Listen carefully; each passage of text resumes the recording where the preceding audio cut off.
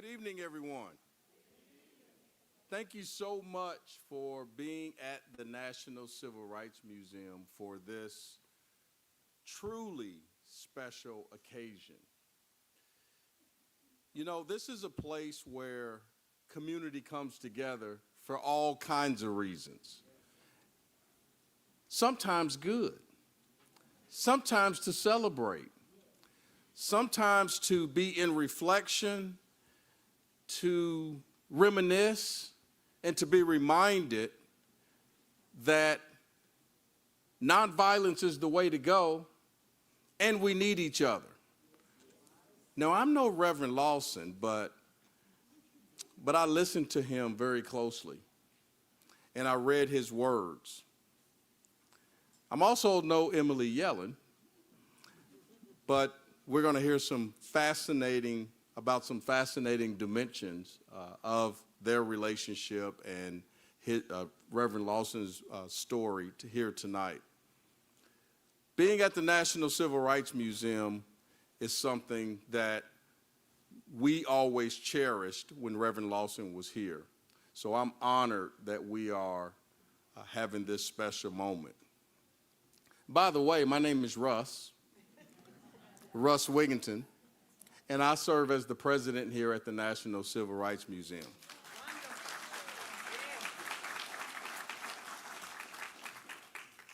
As part of this celebration, you are going to hear from some talented young people, some really talented young people.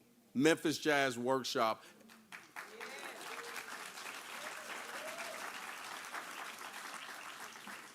They are talented, but they are also extremely well-trained.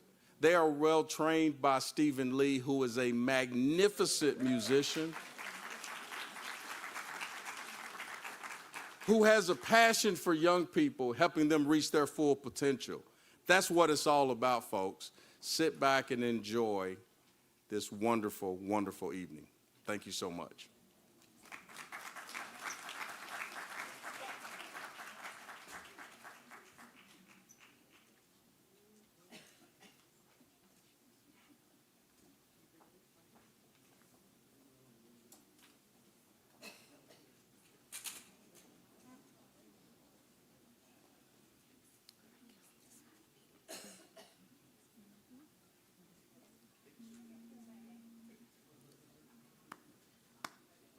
This little light of mine, I'm gonna let it shine. Oh, this little light of mine, I'm gonna let it shine. This little light of mine, I'm gonna let it shine. Let it shine, let it shine, let it shine. Jesus gave it to me. Yes, I'm gonna let it shine. Jesus gave it to me.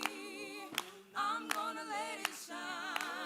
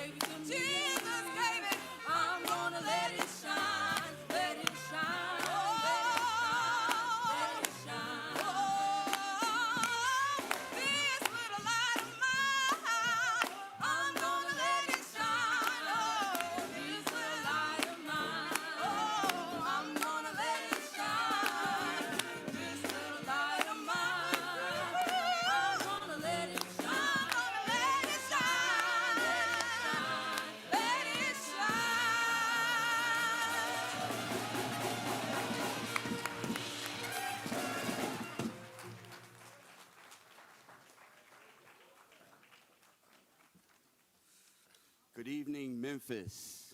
Good evening to where you may be watching online. My name is Ryan Jones here at the National Civil Rights Museum. On the 12th of February, 1968, 1,300 men went on strike in this city, and they wore picket signs that said the words of "I am a man," demonstrating even after the Declaration of Independence, the 13th, 14th, and 15th Amendments and civil rights legislation passed, that they were still not treated as men. Today, we're going to honor the life and legacy of one of my heroes and one of the true American patriots of our time, the Reverend James M. Lawson. And by doing that, we have a very distinguished visitors today who will talk about a brand new book that has just been released as of this week, Nonviolence, a memoir of resistance, agitation, and love, written by Reverend Lawson and co-authored by our very own Mrs. Emily Yellin. Today, you are in for a treat as we will be moderated from a very distinguished journalist, author, and equality advocate, Mrs. Carol Jenkins, whose career has spanned groundbreaking media leadership and national activism. A pioneering reporter and longtime New York anchor at WNBC-TV, she covered historic events including the release of Nelson Mandela and the United States presidential politics. She is the founding host of Black America on CUNY-TV, a Telly Award-winning interview program recognized for its conversation with filmmaker Spike Lee. Ms. Jenkins is also the co-founder of the Women's Media Center and the ERA Coalition, where she served as president and CEO, advancing the Equal Rights Amendment. She also co-founded the Invisible Americans podcast, focusing on ending child poverty.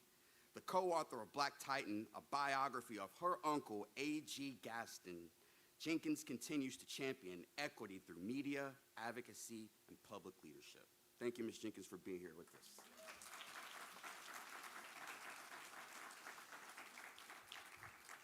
Mr. John C. Lawson II is a lawyer, judge, and longtime advocate for young people. After nearly 2 decades as a public defender in Los Angeles County, representing some of the region's most vulnerable residents, he was appointed in 2009 to the Los Angeles Superior Court.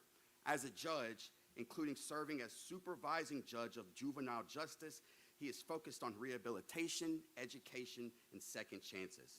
The eldest son of James M. Lawson Jr. and educator Dorothy Lawson, his views, his work as an extension of his parents' commitment to justice, dignity, and opportunity. Born in Nashville, but raised here in Memphis and in Los Angeles, Lawson is a graduate of Oberlin College and Howard University School of Law. He and his wife, Seema, live in Southern California and are the proud parents of 2 children, Raven and Devin. Thank you, Mr. Lawson, for being here today. And last, Emily Yellin is a distinguished journalist, writer, and producer, a longtime contributor to the New York Times and author of 2 other books. She produced a 10-part miniseries, 1,300 Men, Memphis Strike 68 for the Root. She first met Reverend James Lawson when she was just 5 years old, and she was also a classmate with his son, John, while attending school at the Memphis University Campus School. We welcome Emily Yellin. Ladies and gentlemen, please welcome our distinguished guests.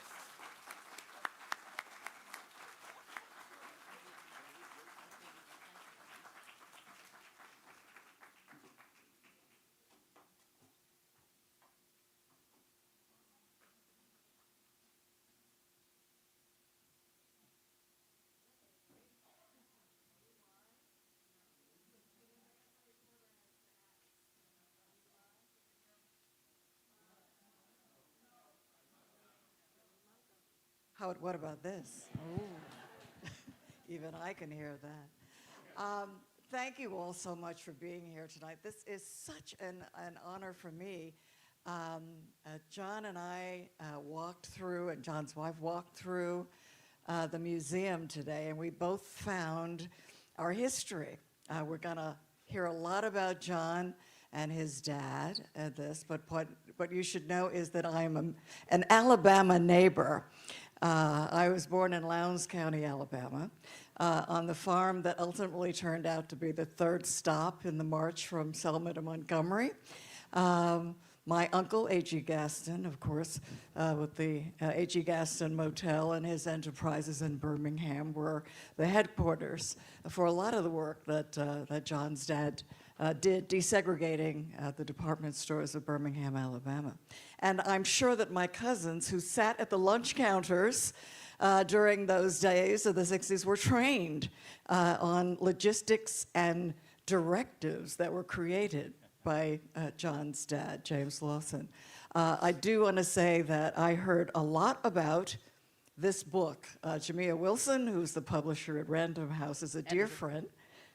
And she, for years, had been telling me, I have a book I'm so excited about. And we all said, oh, sure, sure. You know, great, great. And she says, no, it's coming. It's fabulous. Everybody's going to love it. And of course, that was Emily's book and James Lawson's book. And it is, if you haven't read it yet, please do. It is absolutely fabulous. Emily has some special guests to introduce who are here with us in the audience. And then as the session goes on, we're going to have conversation, and then we're going to have this fabulous music and more fabulous conversation. So you're in for a treat. Thank you for being here. Emily. Hi, everybody. As you all know, we live in a city full of some heroes, right? And I tried to invite as many of them as I could tonight. But I want to start, I'm actually tearing up. I want to start with a very special man and his wife. And I'm going to show you a picture. You know, I did a project on the sanitation workers back in 2018. And my dear friend Darius Williams, Darius, raise your hands, great photographer, took some beautiful portraits of the sanitation workers and their wives and their children. And this is Florence and Ozell Ewell.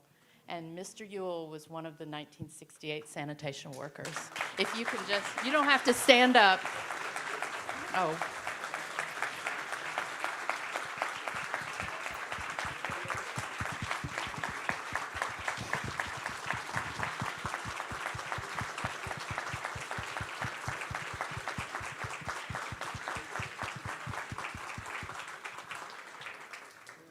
And I say Mr. and Mrs. Ewell because we all know the women were just as important as the men.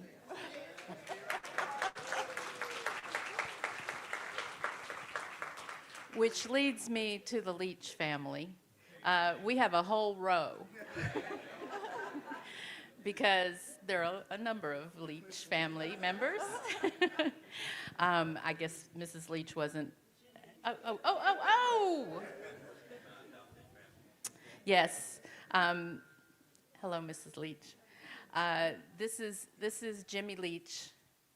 That's Baxter Leach in the picture. He's no longer with us, but Mrs. Leach is here, and they're from Mississippi. They were born on plantations, came to Memphis for a better life, and you know what happened next. So this is the entire Leach family. Will you just raise your hands, come up, stand up?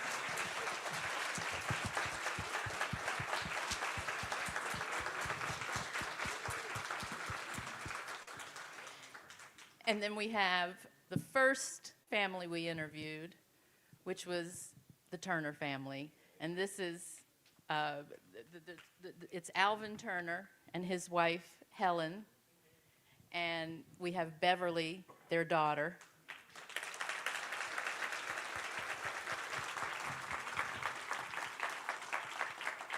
And her son, Keith Moore, the grandson. And then we have the leader of the movement of the strike. Sorry. We have, this is a picture of one of the first days of the sanitation strike, and the man second from the left is T.O. Jones, and his son Jesse is here.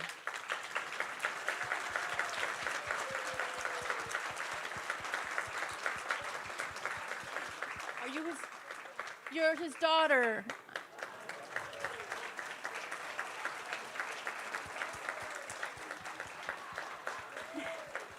And your husband, his son-in-law. And then we have Johnny Mosley, whose dad was also a sanitation worker. Are there any other members of sanitation worker families here that I haven't recognized? Okay. Oh, Earl Glass. Thank you.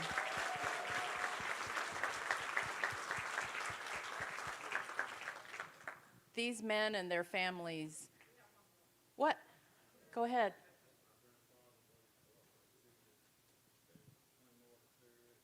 Quinn Moore III? Okay. You work for him now?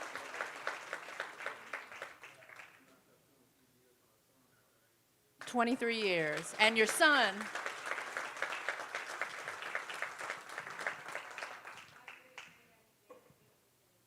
Your great granddaddy.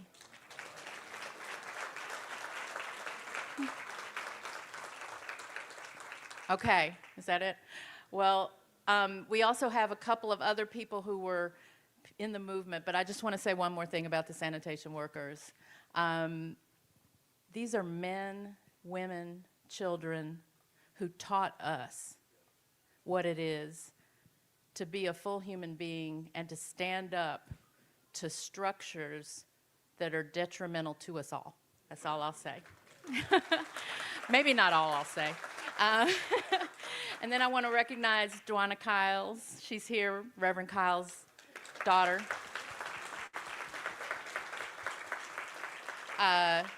Is Roz Withers here? Okay. Okay. You're representing the museum, Ernest Withers Museum. And next to them is Jossie Wurzburg. These are all people who are in the book, okay? And Jossie Wurzburg is in the book. You can read about her. She's another hero and a great friend of my mother. And then Autry Parker Jr., is he here? Is he here? Not yet. Okay, well, you'll hear about his father in a minute. Claire and Monique Ryan, there they are. And can the Sugarmans who were here stand up and also?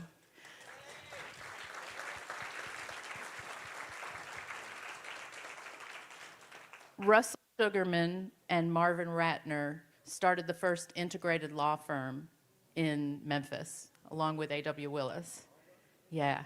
And this is Marvin Ratner's granddaughter and daughter-in-law, and then the Sugarman children, I'm going to say. So that's great. And I also just want to recognize that there's a woman named Clara Jean Esther. Is she here? She was on the balcony when Reverend King was killed. Can you just raise your hand, please? Yeah. There she is.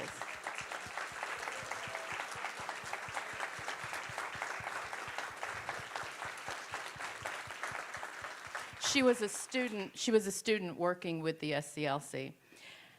And then is Jerry Fannin here? Okay. I don't think Smitty's here yet, is he? Where is he? Where is he? Raise your hand, Smitty. No, he's not here. Okay. Well, Smitty is Vasco and Maxine Smith's son, and Jerry Fannin is Gerald Fannin's son. And I'm going to show you a picture, okay, of little John Lawson and little Jerry Fannin and little Smitty.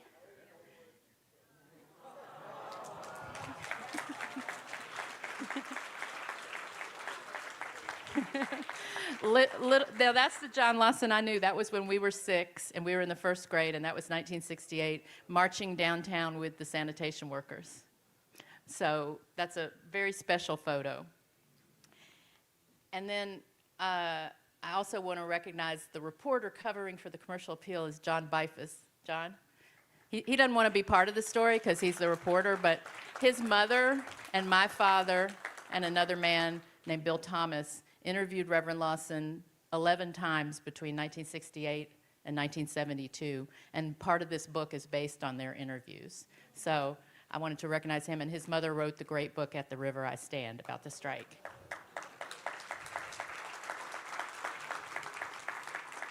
And then finally, I have one more picture for you. There's a woman in the audience named Jean Fisher, and let me explain. Get that picture. Jean Fisher is a former maid of cotton, and she and her husband, who grew up next door to Mayor Henry Loeb, had a change of heart in 1968 during the sanitation workers' strike. You all changed their hearts. And they realized that they were part of a system that was wrong. They befriended Reverend Lawson and became dear friends through their lives. And so Reverend Lawson thought, well, why doesn't she work with me and be the co-chair of the Shirley Chisholm for President campaign in 1972? And here's a picture, and there's Jean Fisher. Can you raise your hand?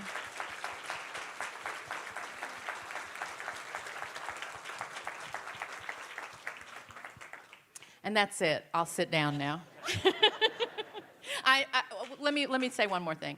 Just anybody else whose parents or family worked in the movement, please stand up for just 1 minute. There we go. All right. We got a couple of extra, did we? I don't think I've ever been in a room where everybody is a star.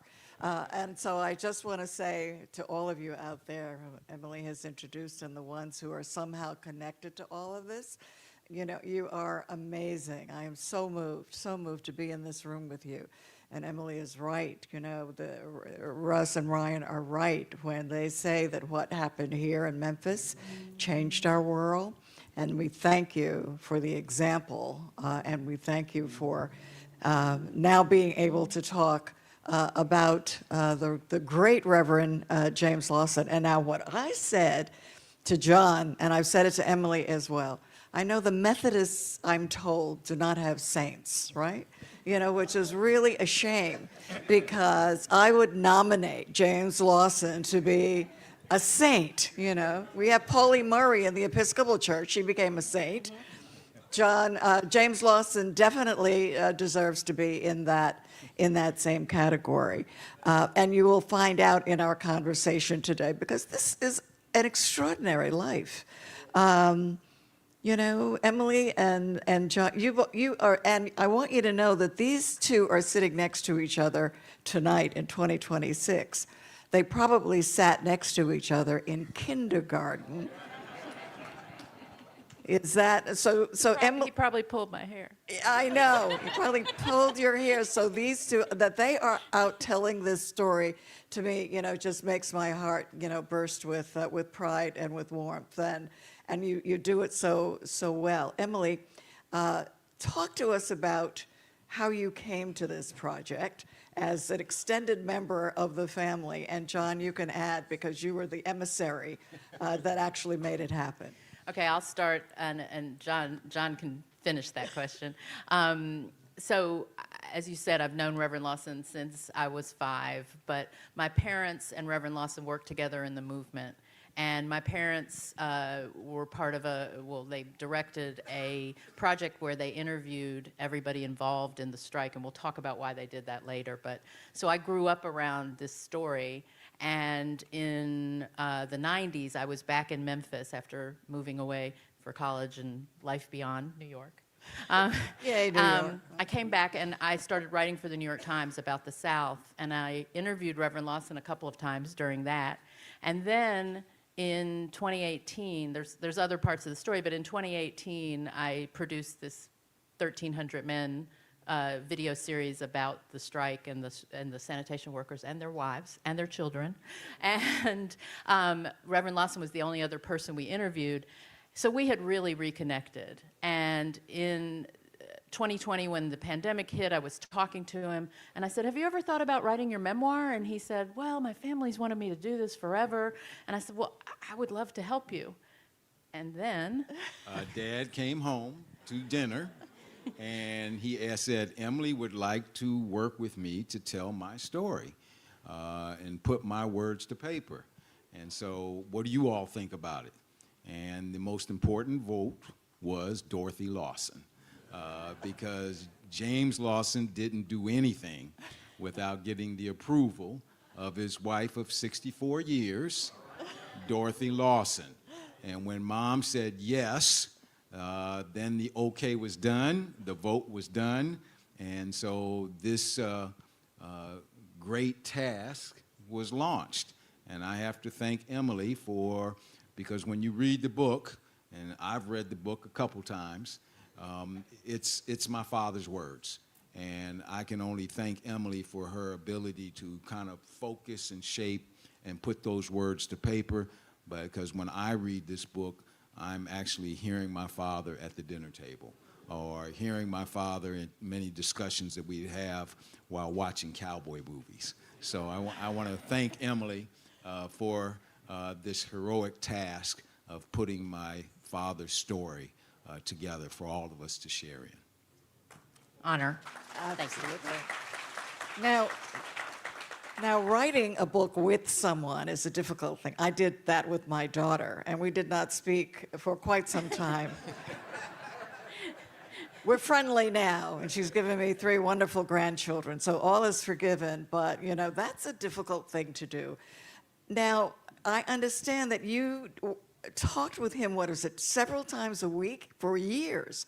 So talk to us about the process. And I'm sure you guys didn't fight the way my daughter and I fought. Not No? at all. I was going to say it was a pleasure. So maybe I don't know what that's like, because I got to work with Reverend Lawson, and we would talk once or twice a week for 2 or 3 years.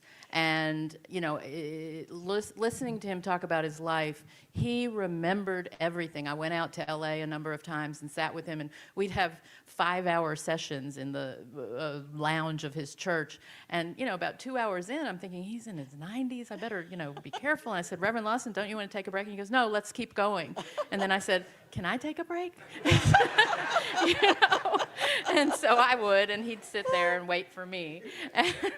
Right. And so there was, I mean, as you will find in this book, that if this book had not been written, I am here to say that vital information about the entire civil rights movement would have been lost. So you have recovered it, and we have this, as you say, other books will be written, but this will be the source book for so much, because he influenced everyone. And, you know, John, you were saying that you've read through some of your father's journals. He was an almost everyday journal writer, keeping track of things. Absolutely, and the astonishing thing is that Emily was able to find some of his journals from when he was 20, 21, 22, 23. I have found journals when he was 80, 85, 90. And so, you know, for me, the consistency of what this man was doing is what is most astonishing to me, is that his life, his moral clarity was consistent throughout his life. That's really saying something, and that's one of the reasons that Eddie Glaude, who did the introduction to the book too, talks about sainthood. So we're all on, you know, agreement here. But at a very, very young age, and I, you know, as a grandmother, I want to give your grandmother, John, credit for your father's pathway, because when he was, 8 years old, and tell that story of how he got to the point of nonviolence. He was only 8 when he learned this lesson. Well, the story goes back is that when he was 4, he was walking down the street. Now imagine being in Ohio and your mother could say, go down the street and go get me something, you're age 4. Who would do that now?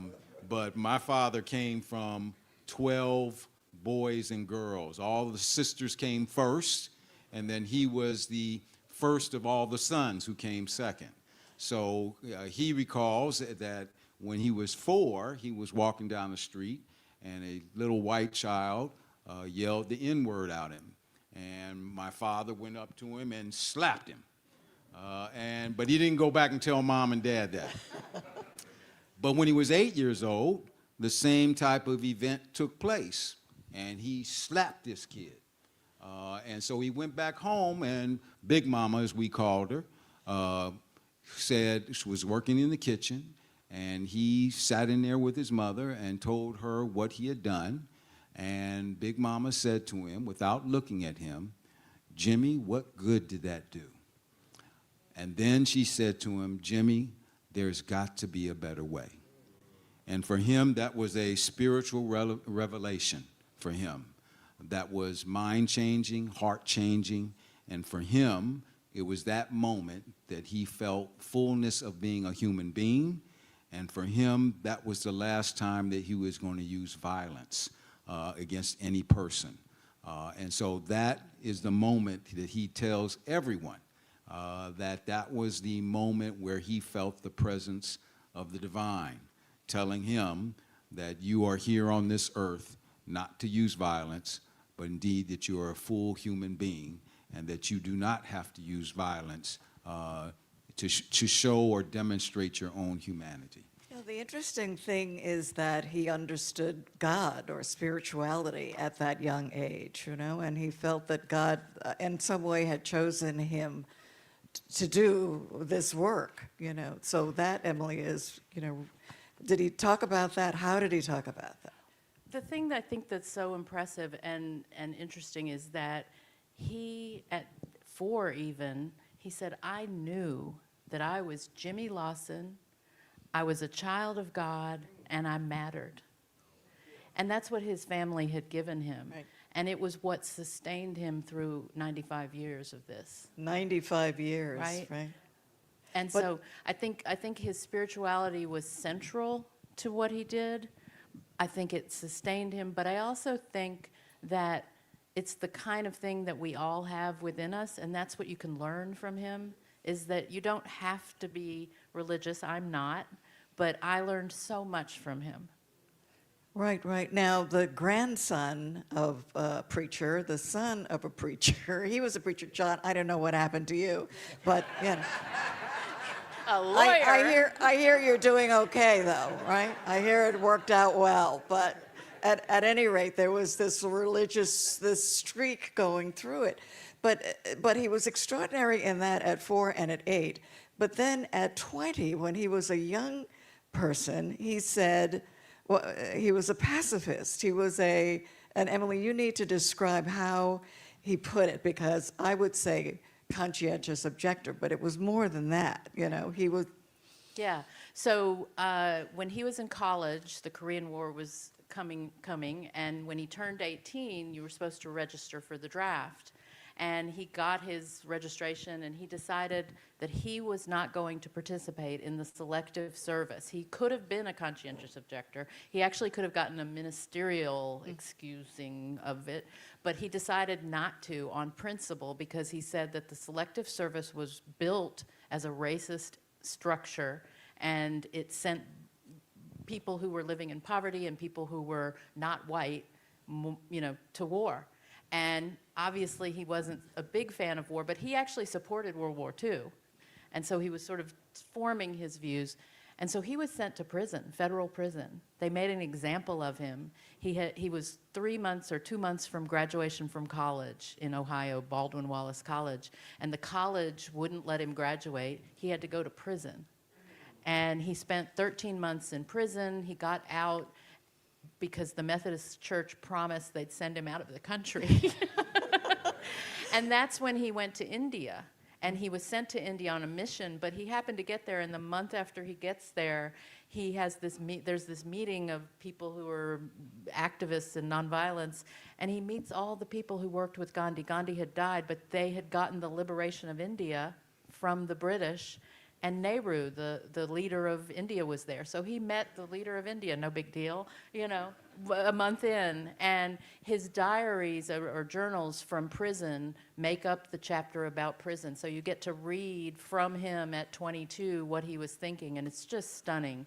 And I'll tell you one more thing. There's a letter that I just find amazing, where he's writing to a friend, and this is in 1951, and he said, "I don't understand why there can't be a movement of black people in the South who stand up against those signs and the segregation, and they come together and they do this with nonviolence, and there would probably need to be some sort of leader who's an icon of nonviolence, and I know I'm going to be a part of this. I think it's going to happen." In 1951, and he kept saying that and saying that and saying that. I want to add, he got his preacher's license when he was 18.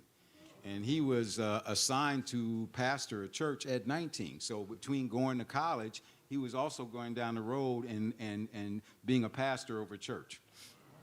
Right, well, and now he had some difficulty also when he went to Vanderbilt, too. Didn't they, like, put him out, you know? Fortunately, do you want to tell that story? Yeah, a little difficulty. I'll tell it if that's okay. I think I can do it pretty quickly. So he met Martin Luther King at Oberlin, and he happened to go to a speech, and they were in a lunch together, and they started talking, and Martin Luther King was amazed to meet him and said, "You need to come south now. We don't have anybody like you." And he says, "But I'm finishing, my graduate degree." He says, "Yeah, but we need you now." So he dropped out, moved to Nashville, and then he enrolled in Vanderbilt, which was one of the first black students at Vanderbilt. And then he started organizing the Nashville movement. And he had been doing all over the South. He worked with the Little Rock Nine. He did all of that. And then he ended up in Nashville saying, this needs to be the next Montgomery, because they were trying to have a new movement. And what's so interesting is they were strategizing all the time. Everybody acts like, oh, it was just Rosa Parks was tired. No. That was a strategy. They had figured out who was going to do it, when they were going to do it, and everything. And the Nashville sit-ins didn't just happen because somebody wanted some coffee.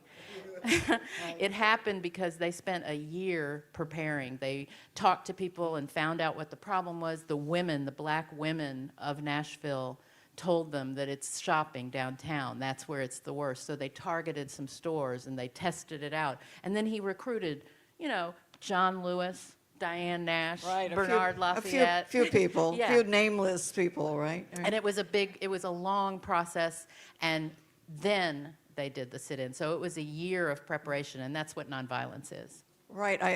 In the book, I came across some of the lunch counter sit-in suggestions that James Lawson wrote.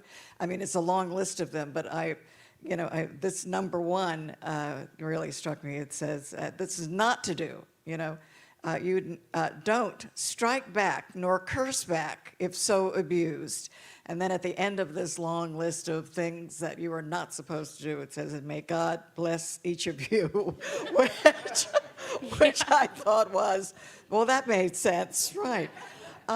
So that was, fortunately for James Lawson, getting put out of Vanderbilt and having to finish at Boston University meant that he came under the influence of Howard Thurman, the great Howard Thurman, who also believed in the Gandhian approach to peace and to life, and Martin Luther King was there as well.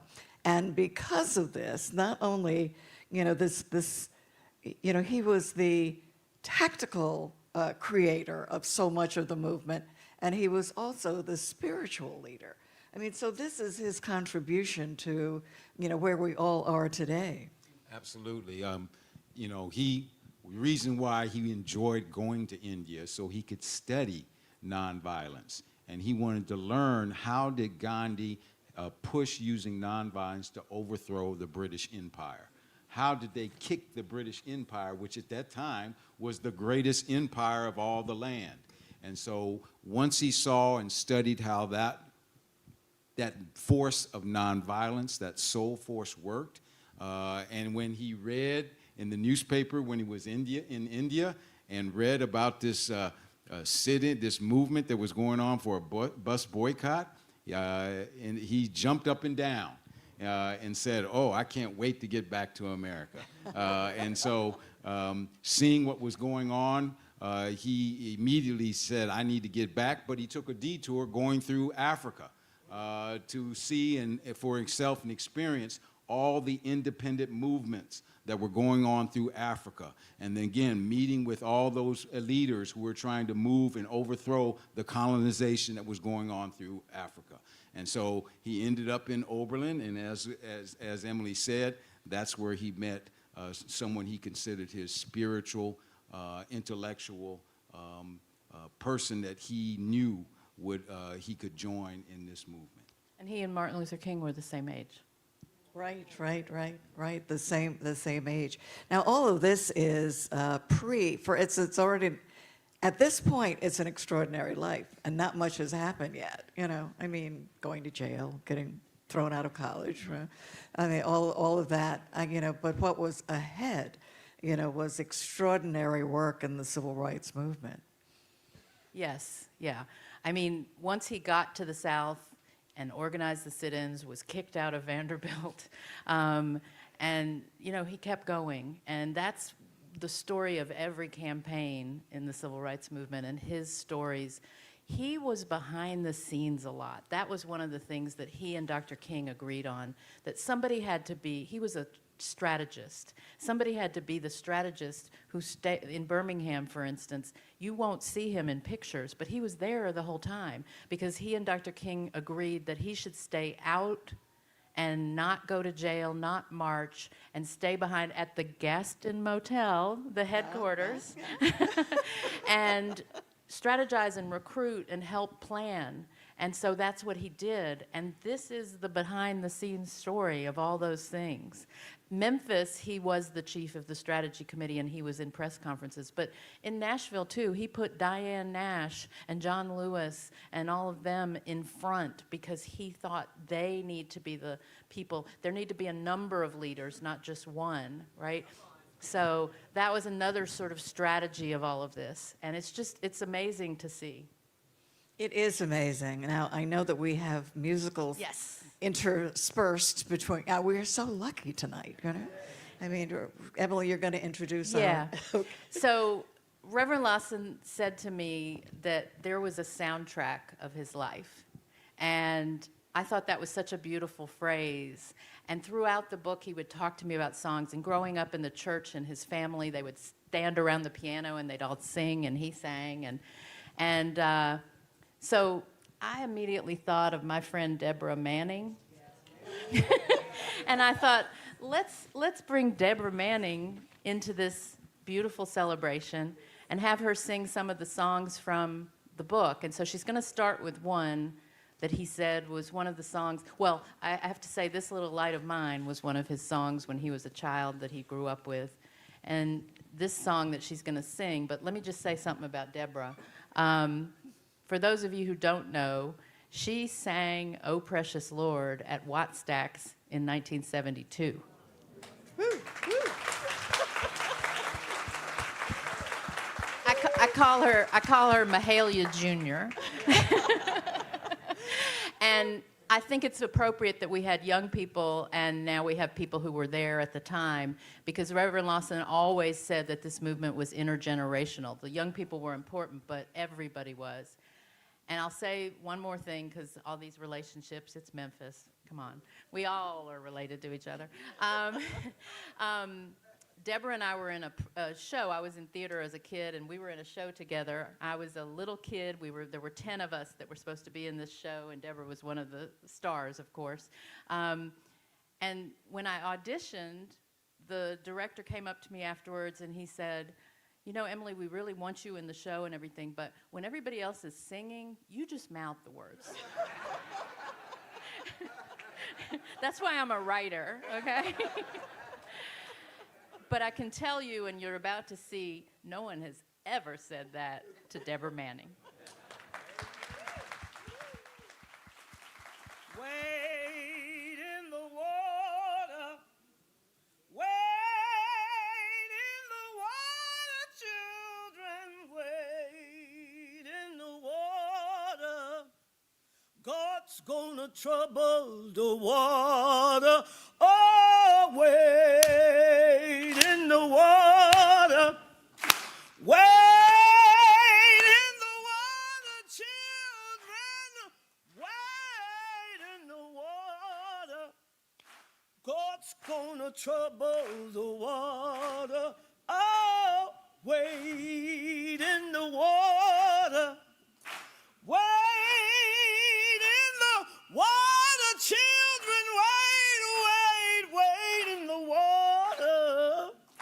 God's gonna trouble the water. God's gonna trouble the water. Oh, God's gonna trouble the water. God's gonna trouble the water.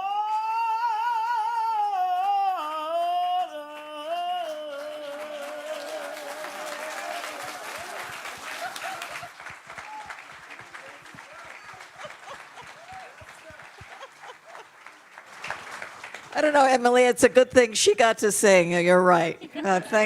Thank you so much.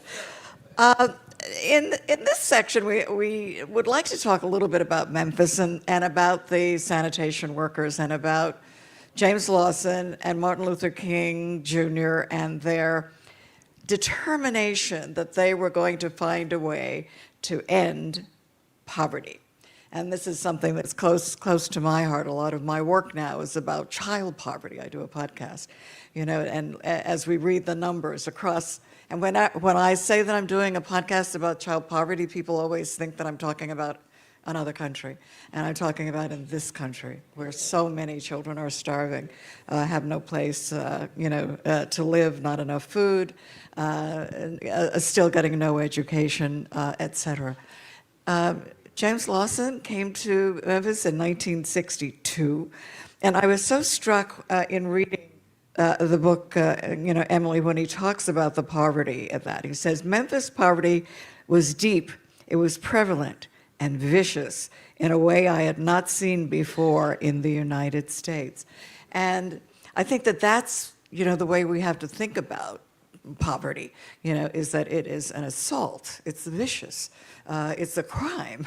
And one of the things that they were faced with was babies showing up with extended bellies, and they didn't at first know what that was about in Memphis, in the early 1960s. And so they tried to get medical help, and St. Jude's Hospital was the only hospital that would take these black babies, to try to figure out what was wrong with them.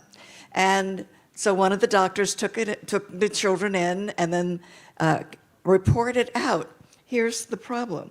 They're starving. Feed them and feed their families. And from there, I saw James Lawson and Martin Luther King Jr., who understood that we had an obligation. And what they talked about was not just civil rights, they talked about human rights, and they talked about decency. And I think that that is what struck me about these two men working together here in Memphis. Well, I'll say that Reverend Lawson considered poverty violence. In this country, the richest country in the world, we have people living in poverty. That's planned, y'all.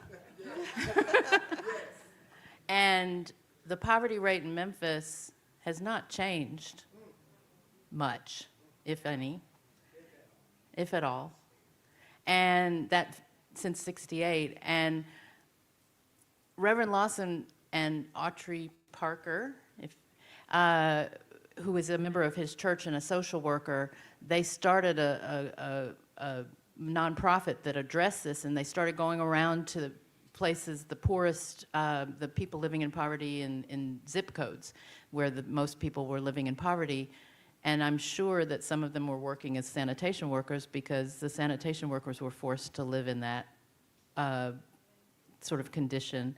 And they started seeing these children, as you said. And what Reverend Lawson said many times, and he said it very eloquently toward the end of his life, that the way that you measure the success and health of a society, of a city, of a community, is not through entrepreneurship and businesses and that sort of thing. It's how many children are living in poverty. How many people are living in poverty, and what's the infant mortality rate? He said there's no reason why the President of the United States, maybe not this one, the President of the United States should not be talking every year about Mississippi having the worst infant mortality rate in the country. He said it's a scandal, it's a crime, it's violence. He saw violence as not just physical violence. He saw it as poverty. He saw it as unequal education, two education systems in our country, one for the privileged and one for everybody else. I would add to that is that, you know, my father and Martin Luther King, when they had these discussions and long discussions about where they were headed with this movement, is that first they had to bring the signs down. You had to get rid of this whites only sign. You had to be able to empower people that black people, people of color, could start being in these jobs, in these manager jobs, to be cashiers, to be part of the economy system. That once you got the signs down and got the segregation out of it, then you could start to attack the economics of it, the poverty, what he called plantation capitalism. And so that was the next phase in their discussions on how they were going to try to get United States to live up to its creed under the United States Constitution and the Declaration of Independence, is indeed, let's get rid of the segregation and then let's tackle the poverty that is persistent in this country. And he continued that throughout his lifetime as well. I mean, that was always, I think they both understood that you could talk about a lot of things, but until you solve that, you haven't really solved anything. Yes, and you know, we moved to Los Angeles, and the journey continued in which he began to tackle, as we know, the brutality of police. The Los Angeles Police Department, when we moved there, the way they treated people of color was horrible. And so one of the things, first thing he did was begin to sue Daryl Gates, who was the chief of Los Angeles Police Department. He did that before the Rodney King. He did that before Rodney King. He began to work with the unions there to begin to organize, especially with the immigrant population, to begin to organize as to how we change the economics. So he was invited to start doing workshops with the unions there, and how to develop nonviolent ways to be creative in trying to get more wages with the people who were working in the hotels, working at the large campuses like USC and UCLA. And so his work still continued in Los Angeles. Justice for Janitors was one of the campaigns that he worked on, and it's pretty reminiscent of the sanitation strike. He brought those lessons from the movement to LA for 56 more years. He did this work. And I like to think that if Martin Luther King, who was the same age, had lived those 56 years, he would have been doing exactly what Reverend Lawson was doing that whole time. And you can read about it in this book. You sure can. Before we close out this segment, though, I do want to, let's tackle what we mean by nonviolent. You know, we don't mean not fighting back, you know, because many people interpret it as the same thing. You know, you turn your back, you know, but that he meant, James Lawson meant figure out how to do it without striking. Yeah.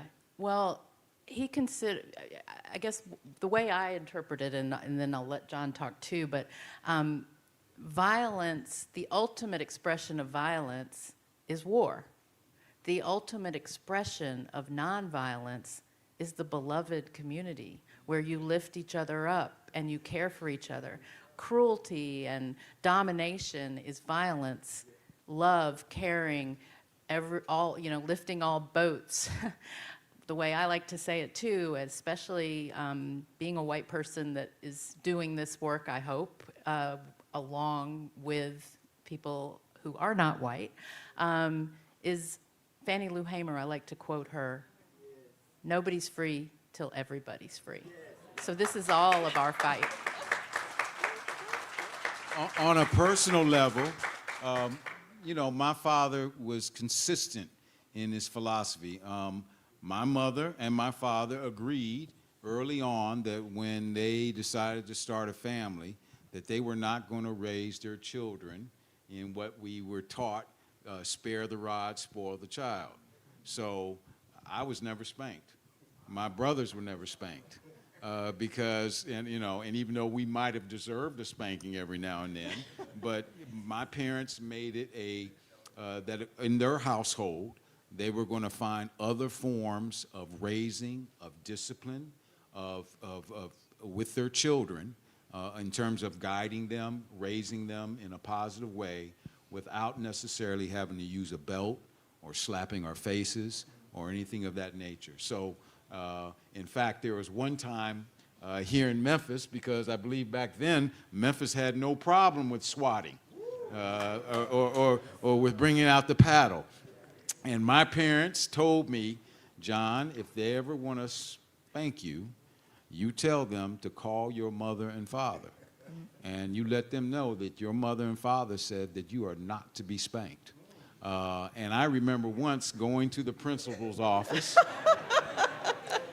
and the principal said, and I told the principal, my mother and father said I am not to be spanked, and that you should call my mother and father before you consider trying to spank me.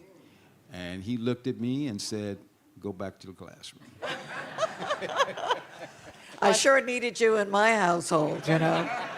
I'm of a certain age where those kinds of things, my grandchildren are so scandalized by the idea that someone would say to you, go to the backyard and pick out your own switch. Anybody? But anyway, we've all made progress. We have more music, right? Right, right. I also just want to say one more thing about nonviolence. Again, it's a process. We think of it as passive, as not fighting back when somebody, but what it is he wanted everyone to know that you do get angry, you do fight back, you just don't imitate your oppressor. And so you find ways through creatively and using your imagination and your wits, which is sometimes all you've got when you're up against a state-sponsored violence, and, you know, here we are, right? And so you use your wits. So some of the demonstrations they did were so creative, right? And one of them was right here, you know, during the sanitation strike, none of the sanitation strikers are ever violent. And he didn't even really have to train that, right? Because they understood they were unified. They understood that they were coming together and standing up as men. I am a man, right? And they knew that. And so during the strike, there were a number of times when the city council would meet and they would pack City Hall. They would pack the city council chambers. And they did this one time, and it's in the book, and the city council would turn off the microphones and go home rather than be subjected to questions from the strikers, right? And so one night they were doing this, and they said, the police chief said, well, if you do this, you're going to be arrested. If you don't leave, you're going to be arrested. So Reverend Lawson and some other leaders, they said to everybody, okay, if you don't want to be arrested, go home. And they understood that some people just couldn't be. It was, you know, for various reasons. And they said, if you don't want to, but if you do, stay. And almost everybody stayed. And so then they started to arrest them, and the idea was they were going to walk orderly to the jail, which was a little while, you know, not too far. And as they were leaving, 2 by 2, they sang a song. Leaning, safe and secure from all alarm. I'm leaning, leaning on the everlasting. Come on, church, you know it. Come on. Leaning. I am safe and secure from all alarm. I'm leaning.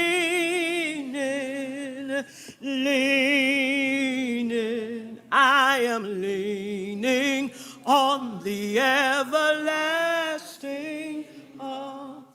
I ain't gonna let nobody turn me around. Come on, y'all. Turn me around. Yes, sir. Turn me around. I ain't gonna let nobody turn me around. I'm gonna keep on walking, keep on marching up to freedom. I ain't gonna let nobody turn me around. Ain't gonna let nobody turn me around. I'm gonna keep on walking, keep on talking, marching up to freedom land.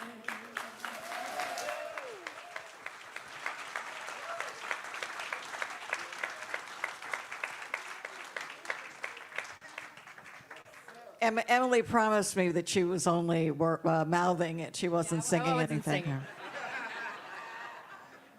We shared on the phone one day that we both had the same experience. At church, in the choir, I always loved to sing it, but nobody else cared for that as well. So I was asked to do the same thing. We were both, not contributing. So we became journalists. So, getting to that, we know that in this book, and I told Emily that I started reading the PDF, in preparation for this, so I got it, and I'm reading. I had no idea that it was 600 pages long. Which is quite remarkable because they had to pare it down so much. It could. There are probably 2 or 3 other books still sitting on the computer somewhere, but it was so compelling. And the reason that I wanted to get through, because I was looking for, every single day there is some chaos going on in our lives. And I'm convinced that Reverend Lawson has got the answer in this book. And, what would you say it is, in terms of how we handle, I can't even begin to list the things that I know that he would be working on, looking at the morning news and would get up and go do something. How do we handle that? They're like, yes. Look, my father, on the day before he passed, was watching the news and looking at the protests that were going on college campuses. In 2024. In 2024, over young students who were trying to uplift the issue of the Palestinian issue. And my father said to me, and he's in the hospital bed, I've got to get up out of here so I can help these students organize a student-led nonviolent movement.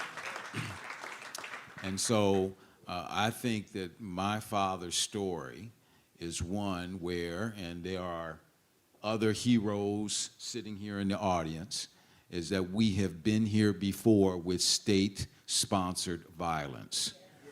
We have been here before with the batons, with the hoses, with the dogs, with the laws used against us.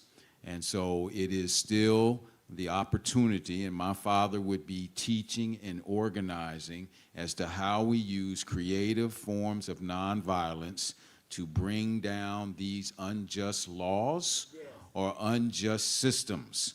And so hopefully this story is one where do not be discouraged, do not be dismayed, but be one where we begin to organize and use our creative brains and our resources to say we will come together and we will demand in peaceful, nonviolent forms that we will tear down these systems that want to take us back 50 or 60 or 70 years, who want to erase the progress that was made on the nonviolence, direct action, love force, soul force that was used to change this country. And Emily reminds me, we won. It took a while. It took 65 days here in Memphis, but we won. We were here in Nashville. We won. Birmingham, we won. Montgomery, we won. So it takes a persistent struggle, but it is a nonviolent struggle by which you change the system, you change society, you change those mores in which we took these signs down, and which allowed Emily and I to go to the same school, elementary school, all right? It allowed this rainbow room that we are sitting in here right now. this rainbow and so my father's message would be that we continue to organize and that the struggle for justice and equality in this country is not an endpoint, but a continuum. Right. Very good.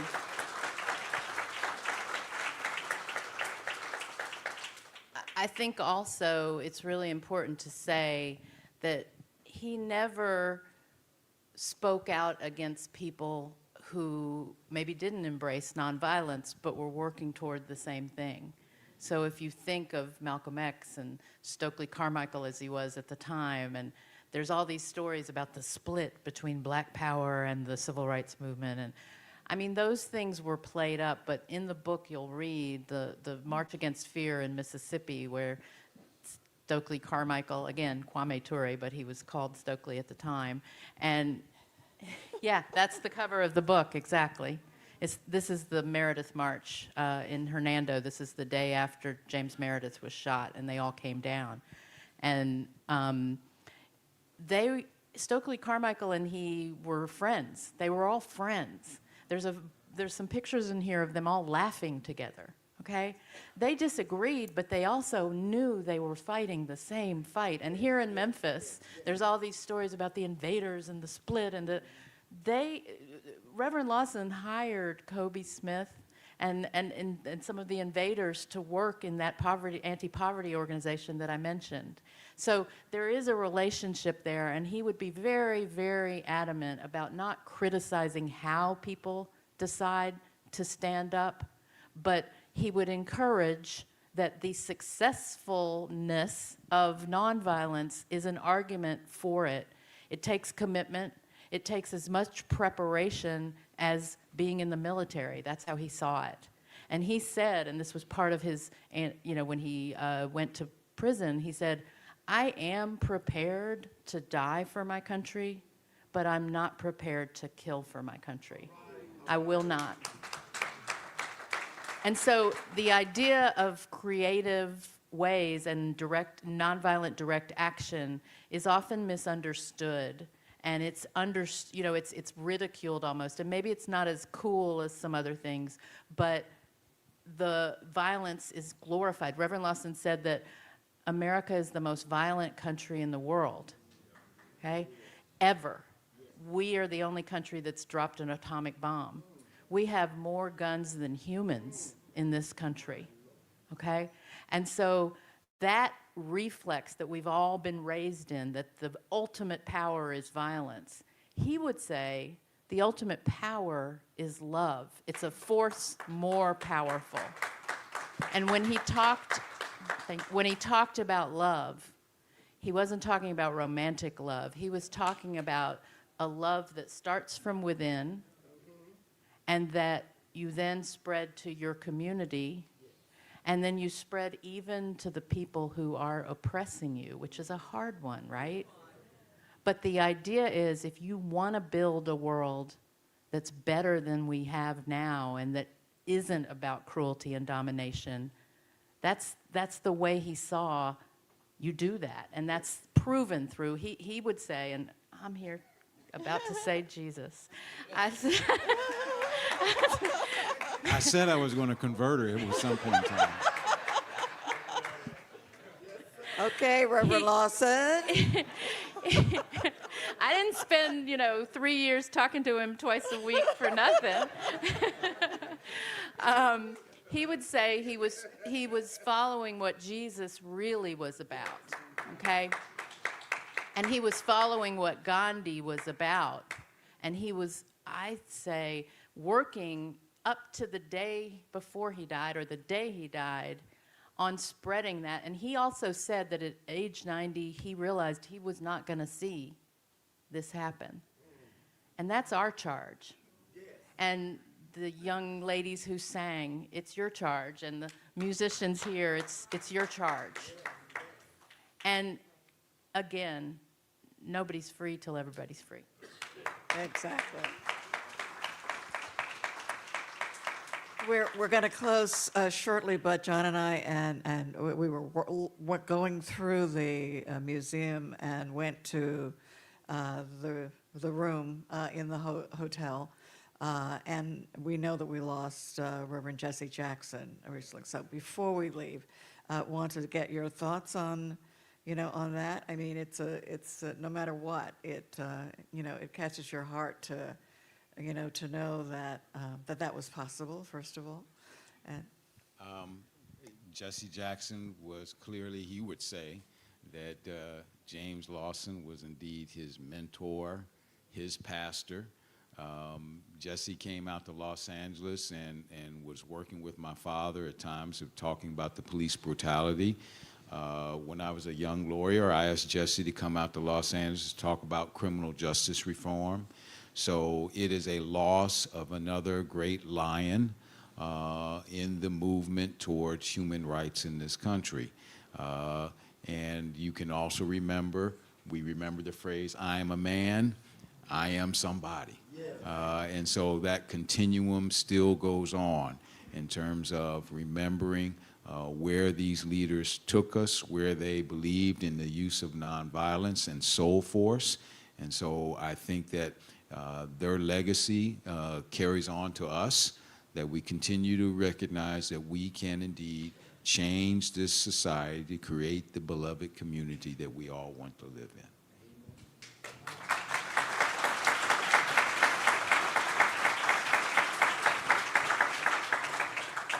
And Jesse Jackson was important in the fact that he was a little bit younger than Reverend Lawson and Dr. King, but he was carrying on that same thing we talked about. There was the Reverend Lawson and Dr. King had a walk at a retreat in 1967 in November talking about we're going to do economic empowerment, as John mentioned. And one of the phrases that there's a sermon I found from Dr. King at Holman before Reverend Lawson was the preacher there in Los Angeles, and it was about keeping hope alive. And I think that's something that it could sound like kind of Pollyanna-ish almost, but that you mentioned at the beginning of this, the faith. And I'm going to say, as somebody who's not religious, faith doesn't necessarily mean religion. It means faith in a vision. And the vision of a better world is what they all were fighting for and what we have to keep fighting for. And we might not get there with everybody, but it will happen. It will happen. Please get the book. You will not be sorry. You will be shocked, at how everything that is alive in 2026 in terms of issues and things to do is in this book. Reverend Lawson has, like that number one, do not strike back, and God bless you. We do want you to know that there is, though, speaking of heroes, an exhibit. We saw it, today. It was fantastic. Bayard Rustin exhibit, that's here. You should definitely, he's another one who did not get credit for all that he did for the movement. So there's a wonderful collection of his memorabilia in the museum here. So we recommend that you take a look at that. There is a reception. Emily is going to sign books, or did you sign them all? I've signed them all, but I will personalize them if you want. She's going to personalize your books for you. If you want, or you have your own book, yeah. Right. And John, too, if you need it. John, right, so they both will. And I want to thank you both. I know that you're going to introduce the final music for us, but in terms of producing this book, thank you so much. It means a great deal.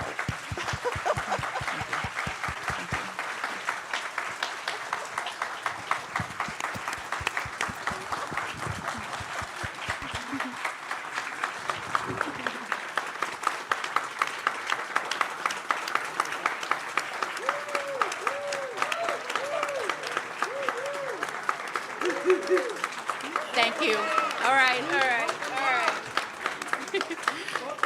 Hometown, I like it. And also, Bayard Rustin was Reverend Lawson's mentor. So we're talking about how Reverend Lawson mentored people. Bayard Rustin was his mentor. So that's in the book, too. I also, at the beginning, I wanted to recognize one or two more people. Elaine Turner is here.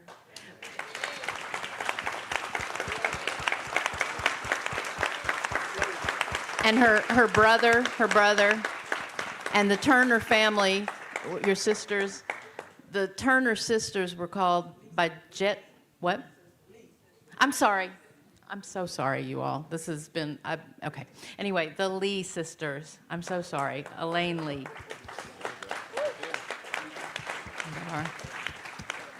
The Lee sisters were called by Jet Magazine the most arrested family in America for what they did in the 60s nonviolently. And Smitty's here now. Smitty, Maxine and Vasco's son. So I asked Reverend Lawson for our last song. I asked Reverend Lawson at the end of, or sometime when we were talking, I said, "What's your favorite movement song?" And he said, "Which side are you on?" And I said, "Oh, okay." Well, so I thought that was a great song to close with, but I want to just say we have some of the lyrics. It was a song for the labor movement in the 30s. And then the civil rights movement took the song and made it their own. And it's the kind of song you can write lyrics to on the fly. And they did this in Parchman Prison during the Freedom Rides. And so some of these are, some of the verses that you'll hear are from then. And then I took the liberty for tonight, for Memphis, to write a version, one verse that you will see is current. And then I also wrote a verse for Reverend Lawson and the Lawson family. So Deborah's going to sing one more song, and she'll encourage you at the end to sing along the chorus, but you'll hear sort of the civil rights versions, and then you'll hear, you'll know which one it is. And I just want to say, it's me, so if anybody gets any heat, it's me. It's not the Civil Rights Museum. It's nobody else, okay? Go ahead. Okay, this is the kind of song where you have to help me, okay? So the words are, which side are you on, friend? Which side are you on? Okay, that's all you have to do. And then I'll sing the verses in between, okay? And it goes like this. Which side are you on, friend? Which side are you on? Come on and try it now. Which side are you on, friend? Which side? Here we go. Down in Mississippi, no neutrals have we met.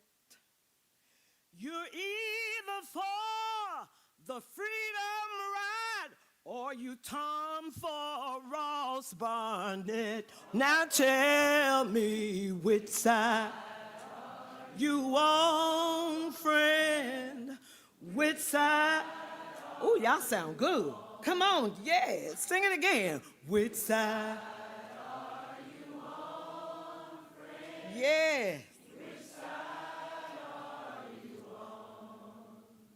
Come on, all you Southern people, lift your voices and sing. Will you join the Ku Klux Klan or Martin Luther King? Now tell me which side are you on, friend? Yes. Which side are you on? Sing it one more time. Which side are you on, friend? Yes, Lord. Oh, come on, all you Southern liberals. Take a Klansman out to lunch. But when you dine, instead of wine, you should serve nonviolent punch. Oh, tell me which side. Oh, tell me which side. Oh, tell me. Which side are you on, friend? Mm-hmm. Which side are you on? Oh, way up in Minnesota, no neutrals do we see.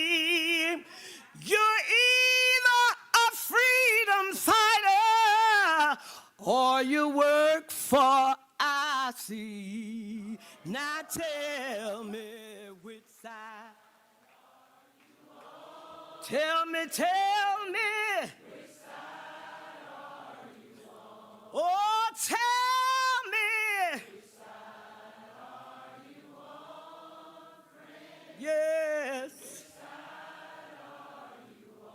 Oh, James Lawson lived his whole life trying to make us free.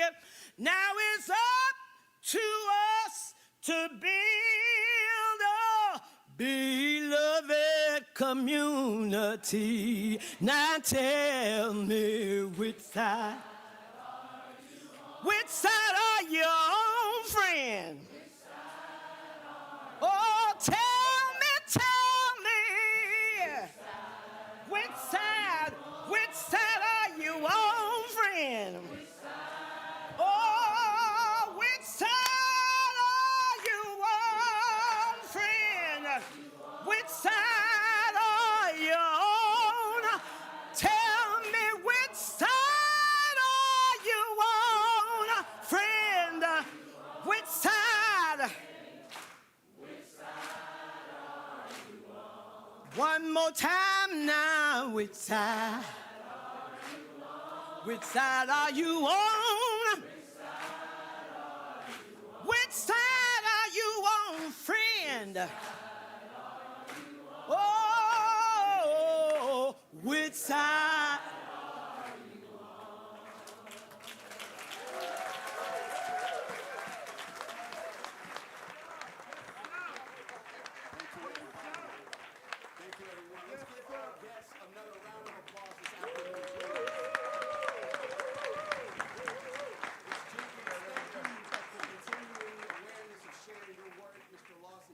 So much for continuing to remind us of your father's bravery. Miss Emily, thank you so much for taking the baton from your parents, Carol and David Yellin, who continue to preserve this history. And thank you for your continuous, unwavering support of the National Civil Rights Museum. The book outside is in the gift store. Please buy a copy here. Mrs. Yellin and John will come and sign it right behind us there. And again, thank you all for coming out.